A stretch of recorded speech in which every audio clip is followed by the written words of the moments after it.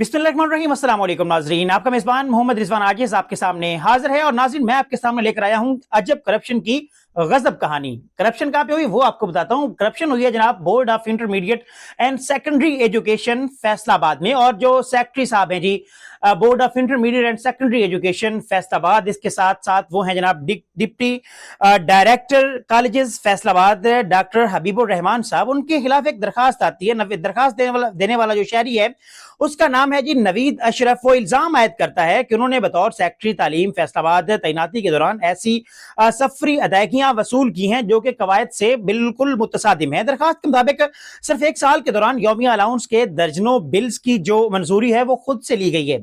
उसके बाद जी उनके ऊपर अपने तौर पर ही दस्तखत किए गए और करोड़ों रुपए वसूल किए गए। और इस हवाले से जो शहरी है उसने चेयरपर्सन जो है बोर्ड की उनको दरखास्त भी दी है। इसमें आपको थोड़ा सा आपको दरखास्त के हवाले से बताऊं कि दरखास्त गुजार ये कहता है कि बंदा फैसलाबाद का रहशी और उसको मालूम हुआ है कि सेक्रेटरी तालीमी बोर्ड फैसलाबाद ने स्कूलों कॉलेजों की इंस्पेक्शन और टीए डीए की मद में अपने एडिशनल चार्ज के दौरान करोड़ों रुपए वसूल किए हैं, जिसकी मंजूरी चेयरपर्सन से हासिल नहीं की गई बल्कि खुद ही मंजूरी करके और खुद ही चेक दस्तखत करके बोर्ड से पैसे निकलवाए गए हैं। अब वो मजीद क्या कहते हैं जनाब कि पार्ट 1 जो है शेड्यूल का जी, जिसमें Punjab daily commission of finance power rule 2006 जो है उसकी खिलाफ वर्जी की गई है। वो कहते हैं जनाब के secretary board Faisalabad deputy director colleges Habibur Rahman ने अपनी तैनाती में मुअर्रखा 15/7/2025 तक के टीएडीए और स्कूलों कॉलेजेस इंस्पेक्शन की मद में जो रकम वसूल की गई है उसका कोई हिसाब नहीं दिया और वो खुद से ही वसूल करते रह गए। उसके बाद उन्होंने कहा है जी नंबर 2 पे कहते हैं जी अदायगी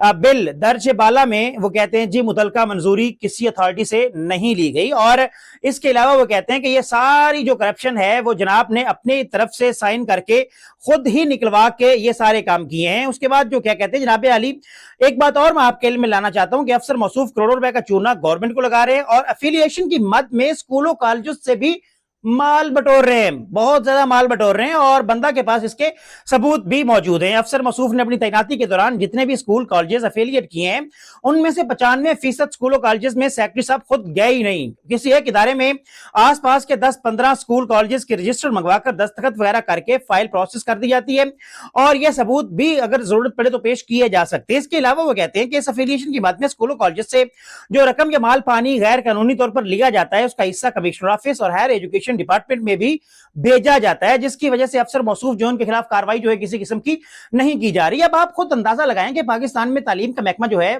पहली उसकी हालत जो है वो दिगर गूं है, जबूहाली का शिकार है और ऊपर से इस तरह के जो करप्ट तरीन एहलकार हैं, इस तरह के करप्ट तरीन ऑफिसर्स हैं, वो अपनी जेबें गर्म करने के लिए ना सिर्फ गवर्नमेंट की जो खजाना है उसको चूना लगा रहे हैं बल्कि उसके साथ साथ बोगस जो एफिलिएशंस हैं मुख्तलिफ स्कूल्स की कॉलेजेस की उनसे लाखों रुपए हासिल करके वो भी की जा रही हैं। और अगर इस तरह के अफसरान के खिलाफ कार्रवाई नहीं की जाएगी तो ये नासूर जो है ये बढ़ता जाएगा कम होने की बजाय। अब जो वज़ीर आला पंजाब है मरियम नवाज साहिबा, उनसे भी ये मेरा सवाल है और जो महकमा एजुकेशन के आला अफसरान हैं उनसे भी मेरी ये इल्तिजा है, गुजारिश है कि जनाब मौसूफ के खिलाफ जो इंक्वायरी है वो होनी चाहिए और इंक्वायरी ही सिर्फ नहीं होनी चाहिए, अगर इसके ऊपर जुर्म साबित होता है तो इसको इस तरह से निशान इबरत बनाया जाए ताकि बाद में कोई बंदा जो है वो इस तरह से करप्शन ना कर सके। और महकमा तालीम को, बल्कि किसी महकमा में करप्शन नहीं होनी चाहिए लेकिन महकमा तालीम जो है जिस तरह का ये महकमा है इसमें तो करप्शन का जो है वो सवाल ही पैदा नहीं होना चाहिए।